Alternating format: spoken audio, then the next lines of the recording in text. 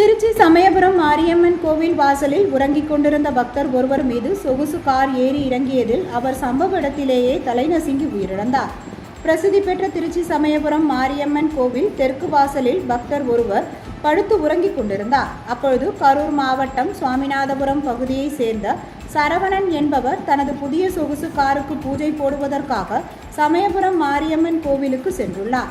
காரை கோவில் தெற்கு வாசல் அருகே பக்தர்கள் நடைபாதையில் நிறுத்திவிட்டு கோவிலுக்கு சென்று சுவாமி தரிசனம் செய்த அவர் பின்னர் வீட்டிற்கு செல்வதற்காக காரை கவனக்குறைவாக பின்னோக்கி நகர்த்தி திருப்பியுள்ளார். அப்பொழுது நடைபாதை ஓரத்தில் படுத்து உறங்கிக் கொண்டிருந்த பக்தர் ஒருவரின் தலையில் கார் சக்கரம் ஏறி இறங்கியது. இதில் அந்த பக்தரின் தலை நசுங்கியதால் அவர் சம்பவ இடத்திலேயே உயிரிழந்தார். தகவல் அறிந்ததும் விரைந்து வந்த சமயபுரம் போலீசார் பக்தரின் சடலத்தை மீட்டு உடற்கூறு ஆய்விற்காக அரசு மருத்துவமனைக்கு அனுப்பி வைத்தனர். மேலும் இந்த விபத்து குறித்து வழக்கு பதிவு செய்து விசாரணை கைது செய்து போலீசார் சொகுசு காரை பறிமுதல் செய்து நீதிமன்றத்தில் ஒப்படைத்தனர்.